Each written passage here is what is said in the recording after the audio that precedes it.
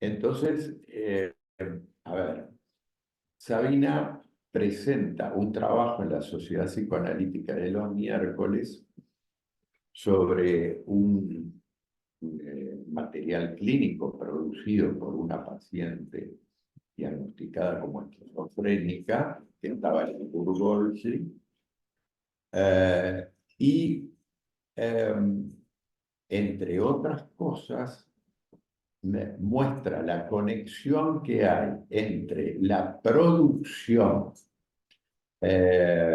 delirante y las asociaciones delirantes que hace esa paciente, que reflejan, por un lado, su conflictiva personal, y en eso estaríamos en el inconsciente individual freudiano. Ella lo liga con la dimensión simbólica y entonces trae una serie de mitos y símbolos que ella ve que ilustran las asociaciones de esa paciente. Entonces dice, bueno, a ver, hay un conflicto que se da en el registro de la historia personal e individual de esta mujer, que es una mujer de 30 y tantos años, 40 y tantos años, no recuerdo bien, y esto puede ser amplificado para su comprensión con la dimensión trascendente del inconsciente, trasindividual del inconsciente, que tiene que ver no con un reservorio pulsional, sino con una reserva cultural de mitos que dan cuenta de distintas situaciones, que son propias de la humanidad y de tener que resolver determinadas problemáticas que no son necesarias y estrictamente las sexuales únicas. Esto le he criticado a Sabina Spielrein, particularmente en ese momento, hay un registro de las actas de la Sociedad Psicoanalítica de Viena, y Isidor Sayer, que era uno de los concurrentes ahí, le critica. Víctor Tausk, que era otro de los discípulos de Freud que estaba en el momento, empatiza con lo que trae ella y ve elementos en común con la clínica de él con otros pacientes. Víctor Tausk, que escribe un trabajo acerca del aparato de influencia en las personas psicóticas, y es una estructura reiterativa. Entonces, esto también tiene como una analogía con esos postulados jungianos, ¿no? Entonces, a ver, Sabina Spielrein intenta articular, ¿no? A través del material clínico, con la metapsicología, con la teoría, ¿no? Una concepción del inconsciente freudiana como reservorio de las pulsiones, ¿no? Ella dice, bueno, como un instinto de autodefensa, ¿no? Lo llama, junto con el instinto de conservación de la especie. Y el instinto de conservación de la especie aparece más vinculado a esa dimensión de lo transindividual, ¿tá? De lo colectivo, ¿no? Del inconsciente colectivo. Yo estaba, y les quiero traer como un autor absolutamente contemporáneo, que en realidad está tomando estas cosas, pero no hace nunca ni alusión ni a Sabina Spielrein, ni a Jung, ni nada. Que es René Caes. René Caes tiene un libro que se llama El aparato psíquico grupal. Y en ese libro, El aparato psíquico grupal, dice que el aparato psíquico de un grupo se organiza se estructura en base a organizadores. Los organizadores son lo que ellos llaman los arquetipos, ¿no? ¿No?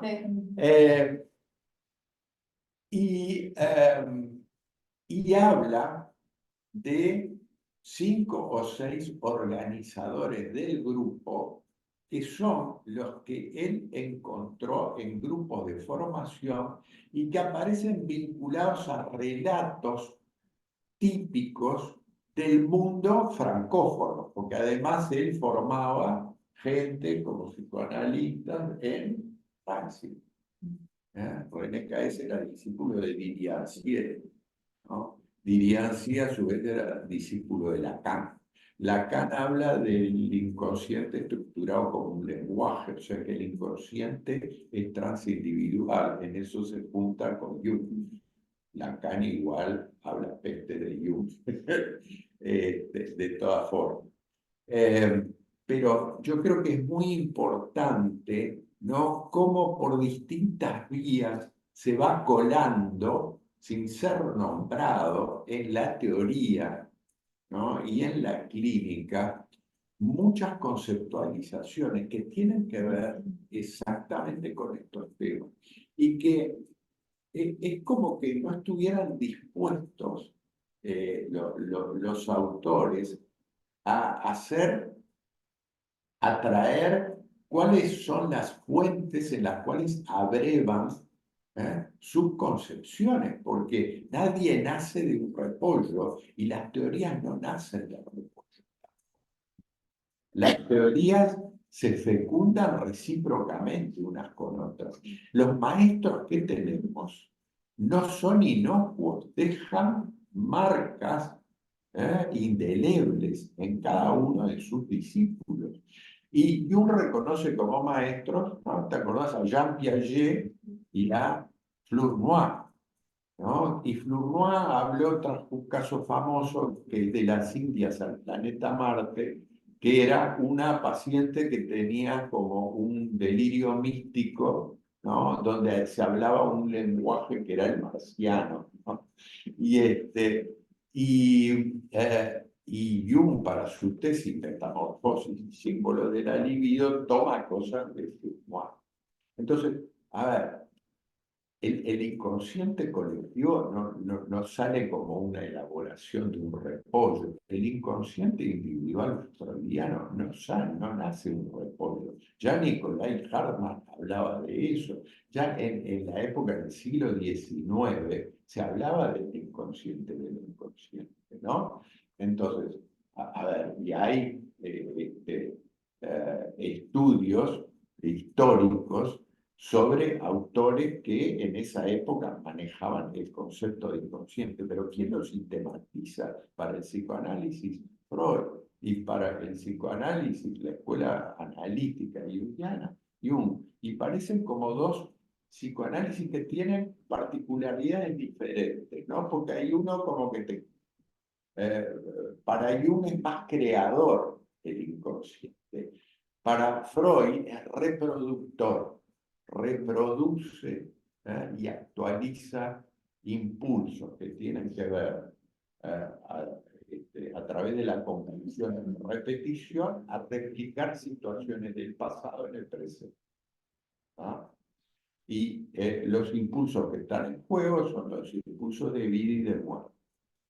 Sabina Spielrein, en un momento determinado, ella introduce la muerte como causa del devenir y dice que algo tiene que morir para que algo pueda nacer. Capaz que ahí, Diciendo a Freud también.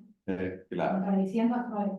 sí, sí. y también, Pero Freud después lo toma también, más allá del principio del placer, y en un llamado a pie de página dice, Sabrina Spielrein habló de la pulsión de muerte, pero no era exactamente igual el concepto. Para ella la muerte era una transformación, para Freud la muerte es el anonadamiento. capaz que ahí, y en relación a la pregunta que también de antes que hiciste, esto, en el tiempo que nos queda, de repente enfocarnos un poco en lo que es el proceso que transita Jung, que se visualiza en el libro rojo, y hablar que acá hay una parte de tu artículo que estaría bueno leer, que justamente menciona la tesis de Sabina, y en este sentido, como más castaliano que queremos transmitir hoy, de integración y de poder, no tanto como desde dónde estuvo la contradicción, sino cómo se logra una articulación, como decíamos, de las teorías. Voy a leer un par de párrafos de acá y... ¿Puedo agregar Sí. una cosa? En relación a lo que decía,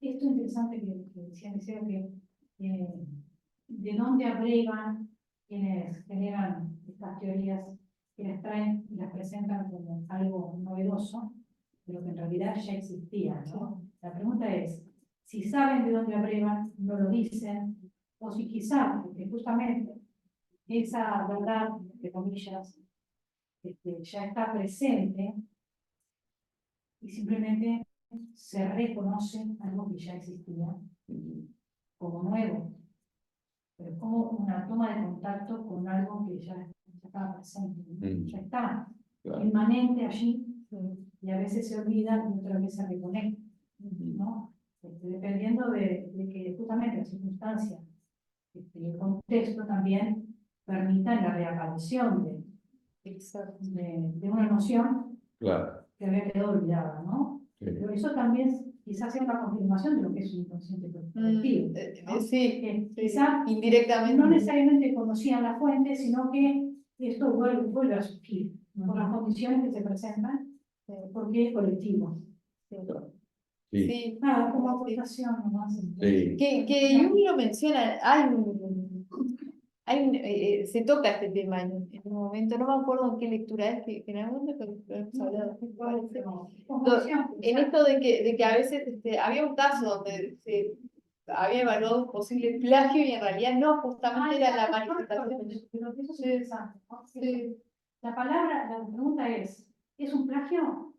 ¿O es simplemente la emergencia, la aparición de algo que ya estaba allí, que fue olvidado y que retorna porque las condiciones y está en la figura que puede catalizar esto nuevamente? Exacto, sí. Y ahí, bueno, se manifiesta vivo el inconsciente. Sí. Incluso cuando esto de lo presente y lo actual con Cares, ¿no? Él trae esto. ¿Es plagio o es O es sufrimiento? simplemente algo O que sufrimiento está, que ya- ahí está, que, claro, que reaparece, ¿no? Designado con otras palabras. Claro. También ese es otro tema que yo creo que conspira contra la integración en el plano, particularmente en el plano teórico, ¿no? Las posibilidades de integración y de fecundación cruzada entre teorías. Muchas veces tienen que ver con ver si son la palabra que designa el concepto tiene un equivalente en el otro marco teórico, ¿no? Y es transpolable simplemente en cuestión de palabras, ¿no? En términos de la lógica se dice, bueno, estos son temas, son problemas que surgen como obstáculos vinculados a cómo se lo designa, a las palabras que se usan, o son obstáculos que tienen que ver con que los hechos que están en juego son diferentes, ¿no? Entonces, si los hechos que están en juego difieren, bien, tomemos, hagamos las correcciones pertinentes y veamos qué camino recorremos. Pero hay muchas cosas que son menos cuestiones de palabra, ¿no? Cuando Caes llama organizadores psíquicos, es un tema de palabras, ¿no? No, en términos conceptuales es absolutamente equivalente el fenómeno que él trae como construcción de un grupo, ¿no? Él lo trae referido a los pequeños grupos, no lo trae a los grandes grupos sociales, ni lo trae a la dimensión cultural o transindividual que trasciende. Otro contemporáneo nuestro, olvidado después de muerto, digamos, dentro del psicoanálisis uruguayo, Garbarino, Héctor Garbarino. Héctor Garbarino hablaba de la teoría del ser, ¿no? El ser es aquello que está más allá de lo individual. Es la dimensión transindividual, no la subjetiva, no la del sujeto individualizado, ¿no? Sino que es la del sujeto en relación con el cosmos. ¿Sí? Y bueno, y eso Garbarino se le acusó de ser un especulador filosófico, etcétera, etcétera. Y sí, a veces estas nociones tocan. En lo clínico dio mucho, explicó mucho. Claro, trató de. Casos autistas Exacto, y todo lo que manda la circularidad del ser. claro. Se toca mucho con Julián. Claro, exacto, exacto. La teoría del ser de Garbarino está impregnada de Jung. Ahora, Garbarino, si bien no lo menciona en los libros, sí, digo, yo lo conocí personalmente, y también con la persona. Él y su señora Mercedes estuvieron estudiando los textos junguianos. Sí. O sea que, Otro tema que me parece interesante es pensar esto no como cosas contrapuestas. Por ejemplo, libido, si es sexual o no es sexual. El inconsciente personal, el inconsciente colectivo. Sino como la evolución que está detrás de esto, ¿no? Porque, claro, cuando Freud habla del inconsciente personal, está instalando la noción de inconsciente. claro, Está en un comienzo muy importante. claro. Pero Jung en realidad no niega el inconsciente personal, No, sino que amplía eso. Y con respecto a Guido también no niega el aspecto sexual. Pero dice, no es solo eso es reduccionismo. Hay otros modos también, ¿no? claro, Entonces, hay una cosa que se amplía y que evoluciona. claro, Sin negar la primera acepción, claro, dice, esto es esto, pero también esto otro. claro. ¿No? Sí, Hay sí, una ampliación ahí que creo sí. que orienta mucho. Claro, dentro del psicoanálisis considerado más dentro del ámbito, no lo llamemos ortodoxo ni nada, dentro de la propia Asociación Psicoanalítica Internacional, ¿no? Que es un psicoanálisis muy plural el que hay hoy en día, ¿no? En donde coexisten sistemas psicoanalíticos, muchos de ellos construidos en base a las ideas de un autor, ¿no? Es decir, por ejemplo, Winnicott o Bion, por lo que fuera, ¿no?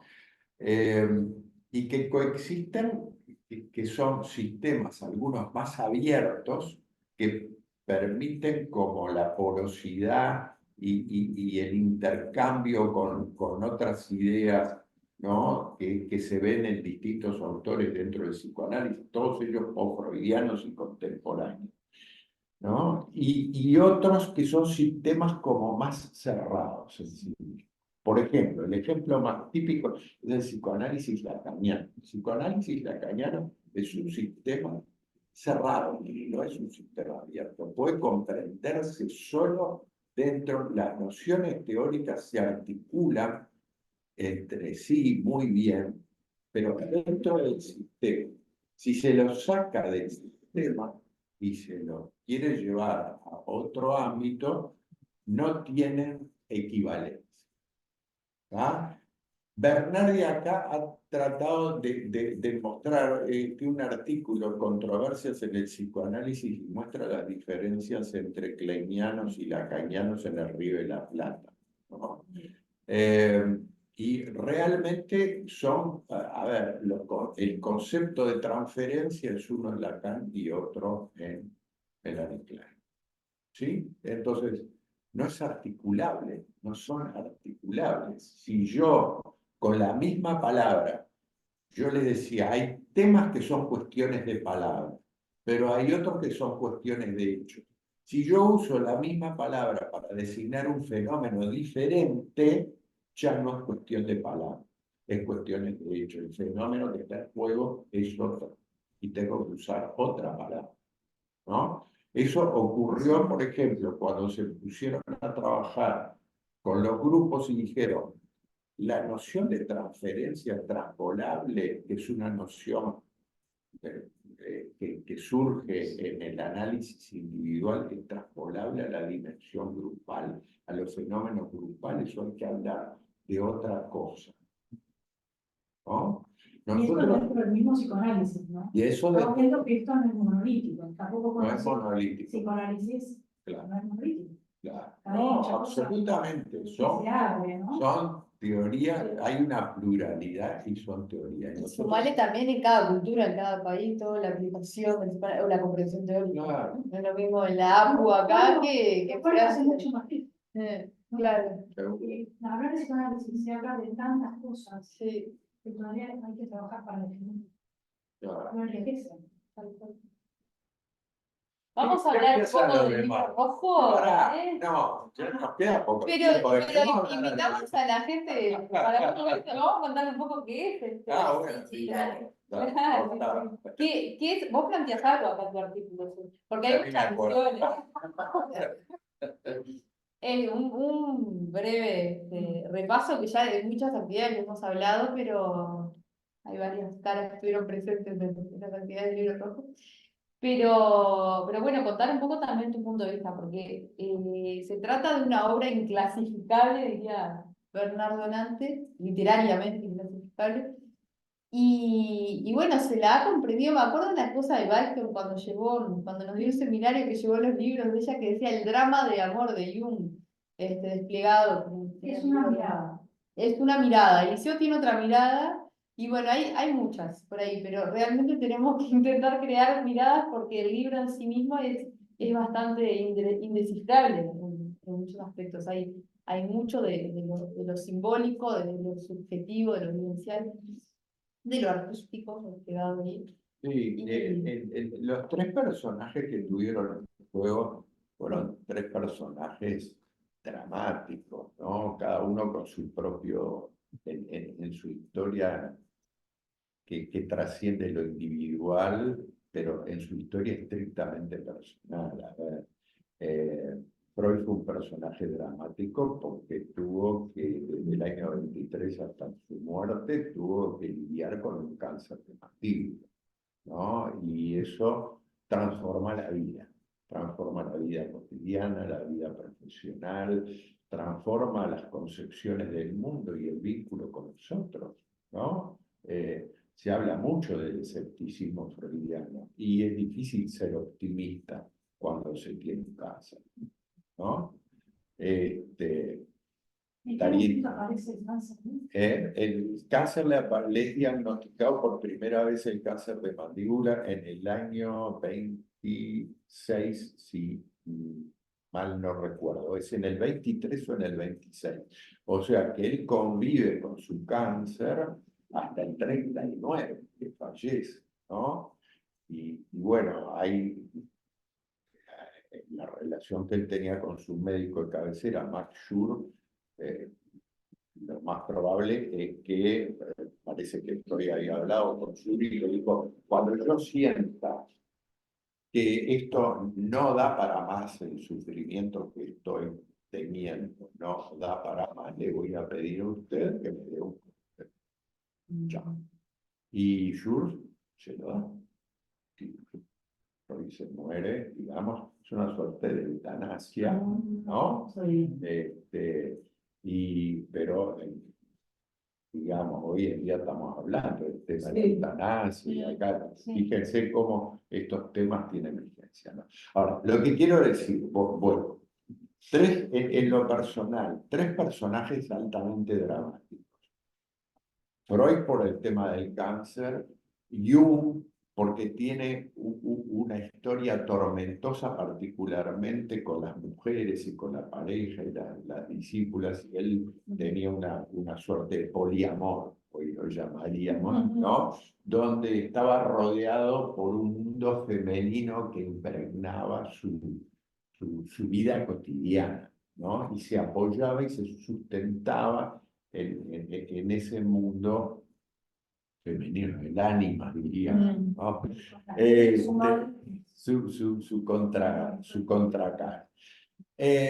Y Sabina Spielrein fue un personaje altamente dramático, primero porque tuvo una vida tormentosa, primero porque tuvo un gran amor frustrado, el amor de Jung, porque se casa con quien sería la buena pareja, un judío, Sheftel, ¿no? Que era un médico judío ruso también, ¿no? Alemán, que Freud aprueba, ¿no? Con el cual ella tiene 2 hijos. Y termina muerta cuando los alemanes en 1941 llegan a Rostov y, bueno, van matando por el camino todos los judíos, las minorías étnicas, etcétera, etcétera. Y Sabina es llevada con sus hijas hasta donde está la sinagoga y ahí los fusilan, los matan a todos los judíos que estaban vivos en Rostov, al costado del camino, cerca de la sinagoga. Aún sobrevive una bisnieta o nieta de ella, con la cual este hombre que hizo la película tomó contacto, por eso aparece la película Método Peligroso. Y hay múltiples personajes que tienen roles secundarios, pero no tanto, como Otto Gross, que en la película aparece teniendo un rol protagónico importante. Y en esto yo lo dejé de lado, Otto Gross, porque Otto Gross no impacta sobre el tema de la articulación de la teoría freudiana cognitiva, pero sí Otto Gross impacta sobre Freud, porque el padre de Otto Gross era un jurista que lo va a ver a Freud y le dice: atienda a mi hijo que está rematadamente loco, ¿no? Era un fiscal de lo penal muy famoso en la Alemania. Atienda a mi hijo, por favor. Y Freud se lo manda a Jung, y va al Burgosli, y está internado en el Burgosli, y Jung tiene una relación muy peculiar con él, y este hombre tenía una serie de teorías, era un anarquista, ¿no? Y practicaba, después que se va de ahí, él practicaba el poliamor, etcétera, etcétera, tuvo una cantidad de mujeres famosas, escribió sobre ese tema. Iba a unos cafés en Múnich o en la ciudad de Ascona, donde hacían reuniones, y él hacía psicoanálisis en el grupo, hacían una rueda así, tomaban un café y él analizaba: che, vos, ¿qué de lo que te pasa? Mirá, te quería contar que anoche tuve un sueño así, así, no sé qué. Y entonces Otto Gross le hacía una interpretación y era Muy vanguardista, muy... claro, un tipo famoso en esos círculos, ¿no? De la cultura de entreguerra alemana, ¿no? Que termina además en situación de calle y muerto de hambre, ¿no? O sea, otro personaje dramático que tiene, digamos, un triste final, ¿no? Así que bueno, acá estamos hablando entonces de un momento histórico singular, de una mujer que a mi modo de ver tiene un sitial que hay que reconocerle dentro del psicoanálisis. Lo han hecho a Piñanés y otros, Dale Rosen particularmente, que hablan de ella y de sus aportes. Una mujer que quedó en el mundo oscuro, que recién sale cuando se encuentran esas cartas accidentalmente haciendo una limpieza en Ginebra, en ese lugar. Si no, no conoceríamos los textos de esos trabajos. Muchos de ellos están en el anuario de psicoanálisis que se publicó en los años 1900 y tanto, pero hay otros que no. Y el diario de ella estaba ahí. El diario de ella estaba ahí, le falta no, y las cartas. Y las cartas. Así que, bueno, la intención era esa, ¿no? Y nosotros buscamos articular esos espacios, el de la cultura, el de la dimensión institucional, que allí era... No, cuando decimos nosotros, referir también a la perspectiva castaliana, no solamente esta actividad, que eso es importante, como Sí. esta actividad la estamos realizando desde el espíritu castaliano. Claro, nosotros que alude a bueno, un intento de articular teorías y usar un concepto que es el de circulante, algo que circula por espacios diferentes, Por ¿no? espacios porosos. Claro, por esos espacios porosos y conectados entre sí, en la medida en la cual son articulables y unos y otros se enriquecen a los efectos de una comprensión de la situación que queremos entender en este momento, ya sea de un paciente individual, de un grupo con el cual estamos trabajando o del marco institucional en donde estamos metidos, ¿no? Porque, digamos, lo que pasa alrededor impacta lo que pasa adentro. Los griegos decían, arriba es igual que abajo. Bueno, afuera es igual que adentro, ¿no? El afuera impacta al adentro. Y el adentro sale hacia el afuera e impacta al afuera. Se construye recíprocamente. Esos son visiones que tienen que ver con cómo se concibe, que se construye el conocimiento. El conocimiento para nosotros se construye a partir de contextos, ¿m? Y se construye a partir de relaciones, ¿no? Donde hay un ida y vuelta, donde la respuesta se genera es una construcción de un entre varios, entre los que están en juego para. ¿Sí? Eso se llama constructivismo. Y el constructivismo, hay un constructivismo psicológico, un constructivismo lógico, hay un contextualismo lógico, un contextualismo filosófico y hay un contextualismo psicológico, ¿no? Nosotros nos paramos ¿eh? en esa postura y creemos que los intercambios son entre sistemas abiertos, por donde circula algo que es en común. ¿Qué circuló entre Freud, Jung y Sabina Spielberg? Circuló un interés común por el psicoanálisis. Circuló el amor y el odio, o sea, afectos básicos de lo humano.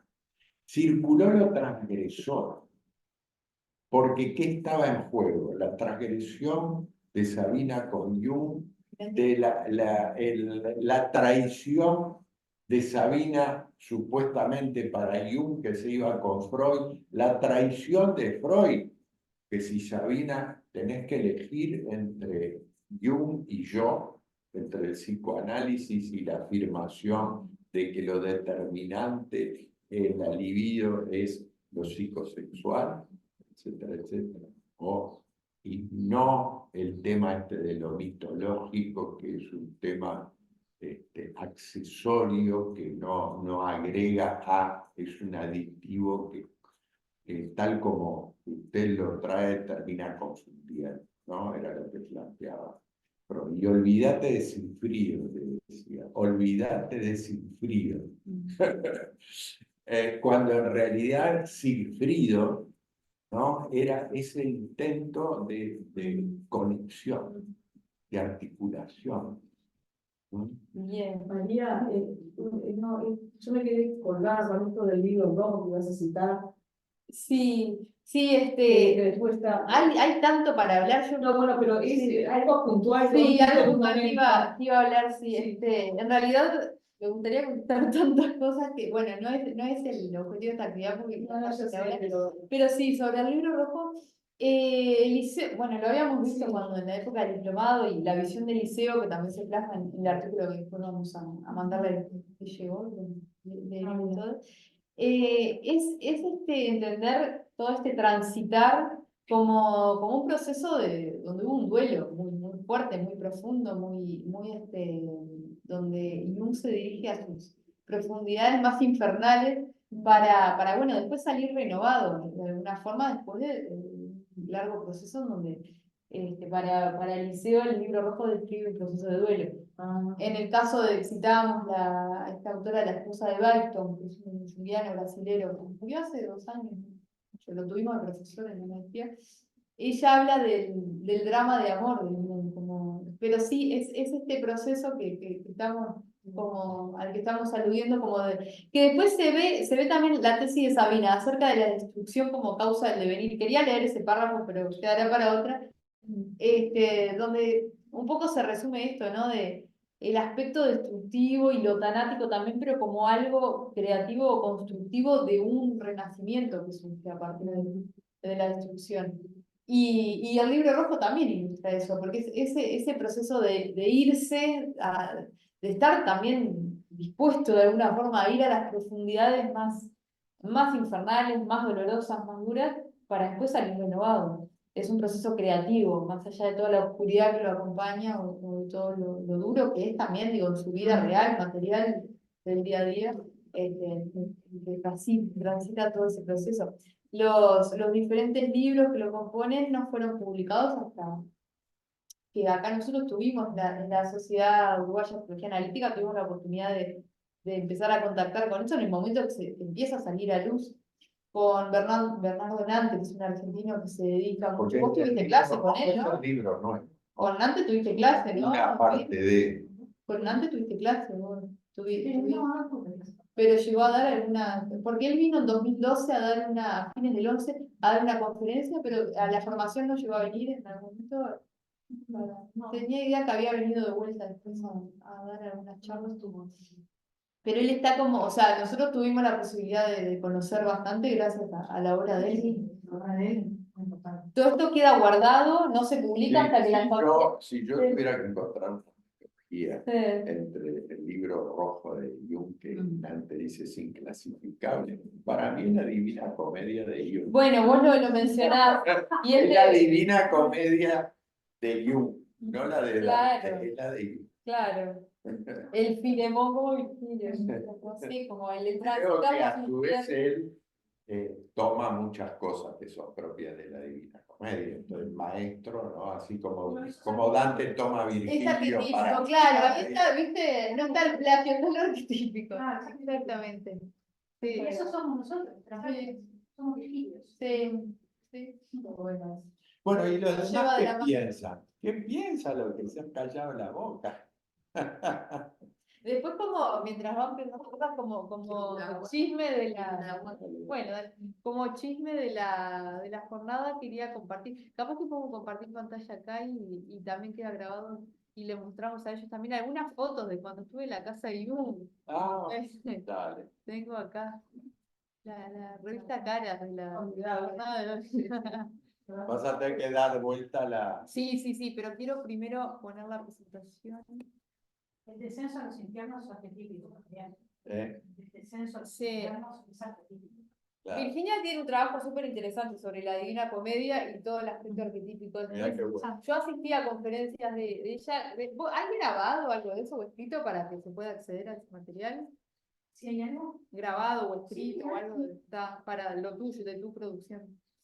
Porque estaría bueno integrarlo a esto. Bueno, en el año 2009 estuve visitando algunas de las casas de Jung. Vos no habías visto la foto. Y ahí hay algunas.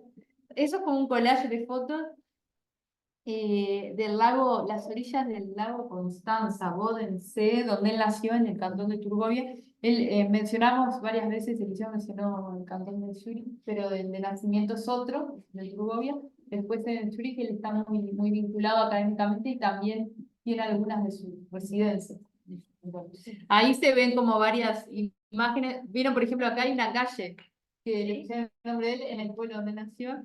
El lago, bueno, estas son algunas. Esto es todo más bien, esta es la casa de nacimiento, esto es más bien del lugar de nacimiento. Y después del Torreón, que él menciona que trabajó tanto a nivel de sus viajes interiores. Esto es de ahí, del Torreón, parte del camino que para llegar es difícil encontrar ese lugar porque está perdido en medio de bueno.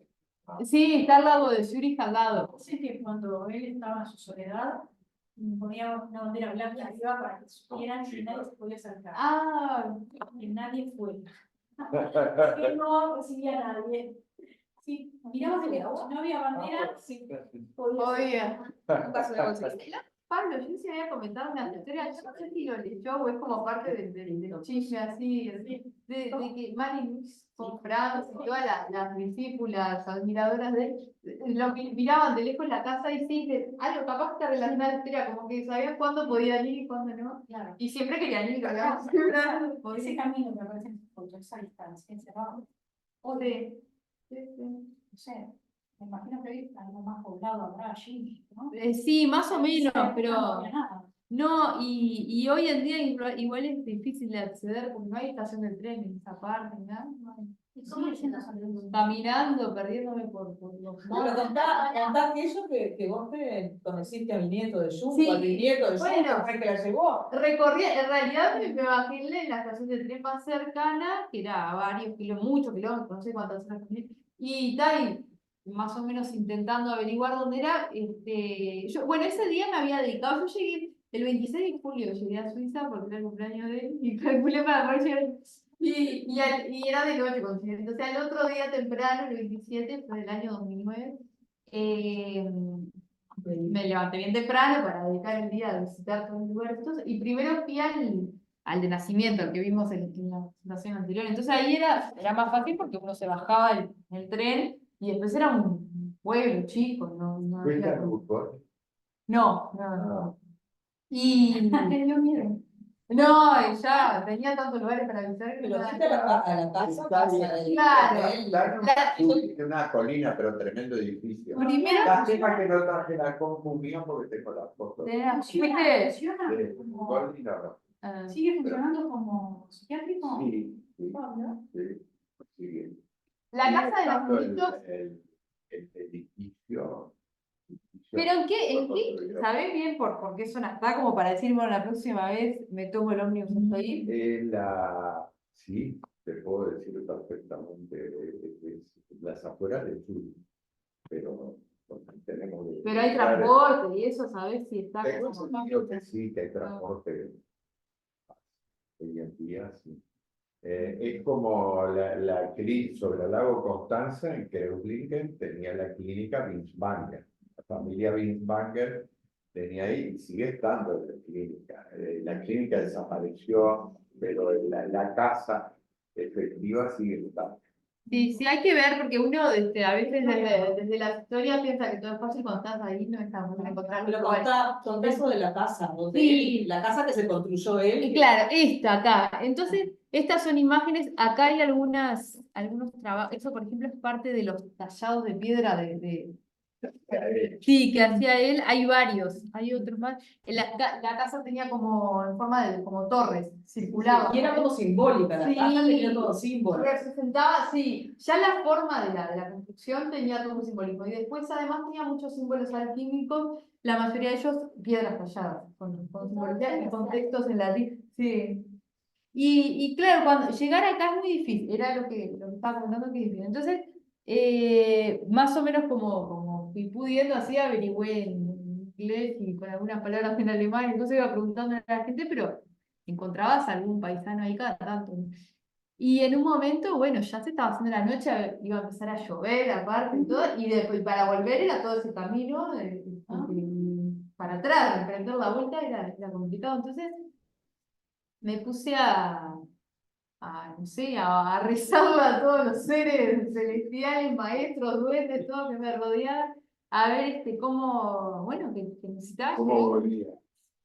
A los 2 segundos de eso, aparece una gente que estaban ahí saliendo de una casa, que eran suizos alemanes, pero que habían vivido en México y hablaban español. Entonces, le pregunté por el lugar y me dice, ya llegaste, es ahí al lado. Y me lo muestra ahí, era ahí. Enseguida tenía como, o sea, era como una casa bien cerca del lago, de la orilla del lago, pero desde el lugar que yo iba caminando estaba lejos. Había como una portera, como en el campo, ¿sí? Y la casa estaba como para adentro. Y esa portera estaba cerrada, era muy difícil, que no había un timbre, una cosa, era como claro. Entonces, justo cuando le pregunto a esto, que encima hablaba en español todo, además de que me dicen, sí, ya llegaste, había una persona parada en el portón que estaba como esperándome ahí para abrirme, y era el nieto, uno de La sincronicidad. ¿viste? Uno de los nietos de Mariana Nipus, una de las hijas, Mariana, un nieto de ella. Y Que vive ahí, ¿no? me dijo que la casa esa no es de, o sea, no quieren hacer un museo ni abrirlo al público, nada, y tampoco, obviamente la quieren conservar para la familia, pero no es de ninguno en particular. Se la van prestando como para ir de vacaciones y la usan 15 días cada familia y eso. Y tal, en ese momento estaba él con sus hijos, su esposa. Que me contó que casi nadie de la familia está dedicado a continuar como que él se dedicaba, creo que era ingeniero, no sé, no tenía nada que ver y que no seguían mucho, pero no les interesaba como hacer mucho marketing con esa casa, pero sí la querían cuidar porque respetaban su bisabuelo había realizado ahí, había vivido. Y pero el tipo súper bien, me hizo pasar a todos lados, me puso acá fotos de lo que quiera, yo de ahí fue que saqué esta. Y hay algunas más. Lo que no se entiende es por qué la familia Jung se opuso Eso tan de tenazmente las a tierras. la publicación del libro. Y ahora los libros. Tenían hasta las toallas colgadas, ¿no? Ay, sí, sí. Pero no están traducidos todavía. Sí, Están en eso, ¿eh? ¿Sí? eso de lo que hablábamos de supuestos alquilos. Sí. Increíble. Él hacía tallas en piedra. Bueno, esta cara la debes haber visto. Está como. Esa es una de las imágenes que no están publicadas. Y después estos de la casa también no tiene todo el sistema, no hay sistema eléctrico, eso es todo con velas, lámparas, no hay, tiene aljibe, tiene Bueno, todo. esto tendrá ahora paneles solares. El 500 no estaría los paneles solares. Si es ingeniero. Yo estaba solo, iba, contaba la lengua. Hacemos un recorrido de No, para que vean las fotos, para que ustedes vean en la cámara. Sí. No, eso es el Instituto Carl Jung en el centro de Ciudad. Ahí ya hay fotos mezcladas ahí. Están las de la casa y eso moderno es el Instituto Carl Jung. ¿Qué sentís en el camino y la ciudad? Fue una locura. Y Un viaje de repente. sí, Un sí. viaje, consejo. Sí. Bonita viajera. Es que eso que decías de la adentro y la afuera, incluso yo no diría que se proyecta la adentro, afuera, el afuera, adentro, es que es lo mismo, el afuera y la adentro, más que eso, más que proyección. Y bueno, era como, desde chica siempre me gustó mucho todo esto y lo sentí como muy familiar. Es como que con la teoría junguiana no fue algo que estudié y aprendí de esta vida, es como que recuperé memorias de cosas que ya estaban. Bueno, ustedes saben, siempre hubo libros. El cantón alemán. Sí. Siempre de chica hubo algún libro ahí rodeado. Él es mi padre es anticuario y siempre había libros de Jung por todos lados, no sé por qué motivo aparecían libros y bueno, nada, tengo recuerdos de 6, 7 años de decir que quería ser psicóloga allá y que me gustaba. Sí, los desarrollos de interiores, ¿no? De Jung, además, el tema siguió. Es un tipo, era un hombre muy arborescente. Yo creo que los indianos son arborescentes también. Entonces, en el sentido de que han tomado múltiples expresiones de la cultura, ¿no? Y yo creo que la cultura New Age está impregnada de yunkismo, muchas cosas. Y el uso del tarot, el otro día estaba viendo que había un tarot arquetípico, Sí. ¿no? Que usaba los arquetipos junguianos, ¿no? Y, bueno, a Jung le interesaban textos, ¿no? Textos chinos, tarot, fenómenos eso de sincronicidad. Que Freud lo tenía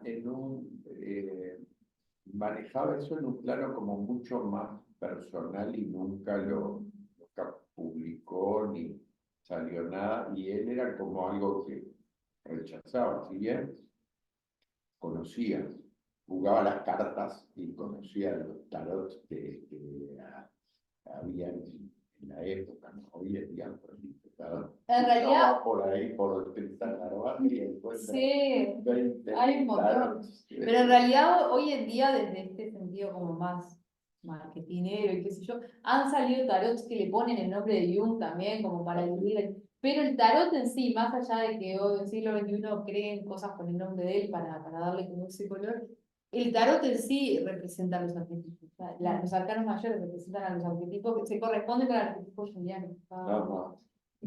Ahora, él se definía como empírico, se defendía.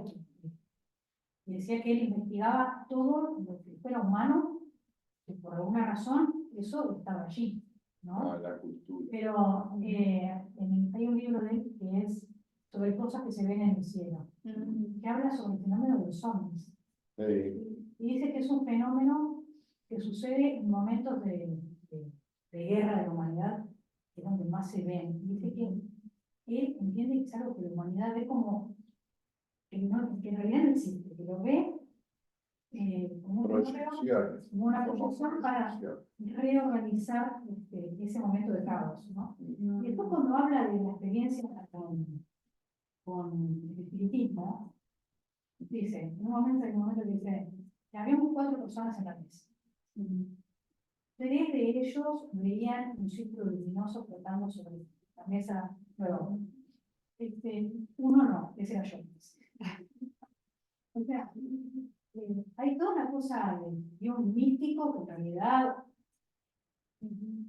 no está así. Era muy racional también. O sea, en la tipología tenía Él se mucho acercaba a pensamiento. fenómenos y se preguntaba acerca de ellos.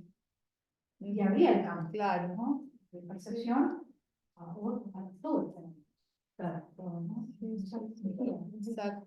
Pero eso que dice ahí, que éramos 4 personas. 3 veían un círculo flotando en medio de la mesa.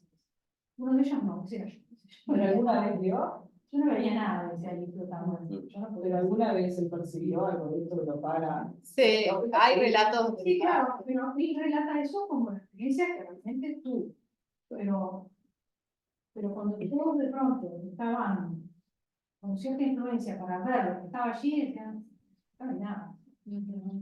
Después todo lo de energética psíquica, la esencia del sueño, los fenómenos, lo que hablábamos hoy, lo catalítico, la sincronicidad, todo eso. O sea, hay Los muchas cosas. catalíticos que son. Este ejemplo que poníamos hoy de que cuando estaban en el diálogo con Freud y que él describe que empieza a sentir como que su diafragma es incandescente y está todo como una llama de fuego. Y que a partir de que él empieza a sentir eso, como reacción a un tema que estaban dialogando, etcétera, y a esa diferencia irreconciliable que sentía Freud, en un momento un mueble de madera que estaba al lado de ellos cruje, que parece que se va a romper y que va a caer arriba de ellos. Y Freud dice que se queda espantado y lo mira como asustado. Y como que le dice que bueno, ¿qué pasó? Ahí no entiende qué pasó. Y Jung le dice, bueno, esto para que sepas que hay algo acá, que bueno, él refiere, después analiza el fenómeno, pero para que entiendas que hay algo que está pasando, te aseguro que en 2 segundos va a ocurrir de vuelta eso. Y pasó, el mueble vuelve a crujir y se siente un estruendo como se va a romper. Y Freud se queda como, no, o sea, es incomprensible esa situación. Pero él ahí habla del tema de la sincronicidad, de cómo la sincronicidad de 2 hechos que aparentemente no están vinculados entre sí ocurren como en sincronicidad al mismo tiempo, en una asociación como bastante... Entre 2 psiquismos también, Claro, ¿no? En sí, ese caso. sí. Habíamos tenido. Y en ese caso también ocurre esta sensación que él tiene del diafragma incandescente por un objeto externo. También hay como ejemplos de sincronicidad, así como muy cotidianos, esto de estoy pensando en alguien y me mandan mensajes, o sea, después de años sin hablar, o cosas de ese estilo que nos pasan a todos. Tengo una explicación de eso que hace Jung, que no es necesariamente mágica y nada más, sí, es muy psicológico. El inconsciente colectivo. Sí. El árbol que se expresa. ¿Cómo? El árbol que se expresa. Es un ser vivo. Sí. La madera. Sí, sí. Así que bueno, sobre esto podríamos hablar horas y horas. Pero bueno, ¿no? La idea era tener que ver cómo fue posible hacer una articulación entre dos teorías por parte de una persona. Eso no, digamos, no dejó secuelas inmediatas, ¿no? Sabina Smirnoff no tenía discípulos. Los textos de ella recién aparecieron ahora, pero cómo de alguna manera, esto que estábamos hablando hoy, ¿no? Hay algo que queda en barbecho en la cultura, por la cultura es cultivo. Y lo que quedaron en barbecho las ideas de ella, que para mí reaparecen en autores psicoanalíticos contemporáneos como René Cael. Claramente, cuando él habla de los organizadores psíquicos y el aparato psíquico grupal, se está articulando la dimensión de lo individual con la dimensión, en este caso, grupal. Nosotros pensamos que hay que articular no solo lo individual con lo grupal, sino que hay que articularlo con lo institucional y con el contexto sociohistórico-cultural del momento, ¿no? Que es lo que hace que las cosas sean vistas de una manera y no de otra. Y que los contextos ulteriores a veces, si no hacemos un proceso de inversión y de empatía con ese mundo, es difícil entenderlos, ¿no? Sí. Con el grupo El Diplomado actual estamos haciendo, Federico, lo podrás decir, estudiando cómo fue el contexto de entreguerras en la Europa de los años entre el 20 y el 30, entre la Primera Guerra Mundial y la Segunda Guerra Mundial. ¿Cuál fue? ¿Qué características tenía ese contexto? ¿Cuál fue la producción de Freud en ese momento? Fueron textos altamente significativos y marcaron virajes teóricos, ¿no? ¿Qué textos de esos dejaron una impronta? ¿Y cuáles hoy en día son estudiados, pero marginalmente, porque dentro de la formación psicoanalítica, en lo clínico, es como que no se les ve utilidad, entre comillas, ¿no? Y esto nos parece como muy importante por este tema, porque, a ver, el conocimiento es acumulativo y no podemos desconocer lo anterior y inventar la rueda, cada generación inventar la rueda, ¿no? Tenemos que tener presente las cosas del pasado y cuáles de estas siguen siendo vigentes. Y a partir de ellas, qué se fue construyendo de nuevo y qué es lo que hay hoy, ¿no? En este mundo ahora, post-COVID, etc. Hay montones de cosas que están en juego, ¿no? Que se vivieron en esas épocas turbulentas. La entreguerra en Europa, esos años, los años locos, ¿no? Tienen muchas características de negación de lo que fue la guerra y la destrucción, ¿no? Y hoy en día, en el periodo post-COVID, estamos mucho, hay una honda negación. Estamos hablando de la segunda. Sí, Ola. de ahora. Sí, ahora. Claro, el periodo de que terminó la segunda hasta ahora, Sí, que se están todos derrumbando. sí, sí. Todo. Sí, hay cosas exacto, y están en proceso de transformación también. Digo, no sabemos dónde va a terminar, ¿no? Muchas de estas cosas, cuál va a ser en periodos de estabilidad, de reestabilización, qué va a quedar de esto, ¿no? Y qué se va a tomar. Vamos que redondeando porque ya Sí, es la hora. pasamos. Gracias por Bueno, estar. muchas gracias.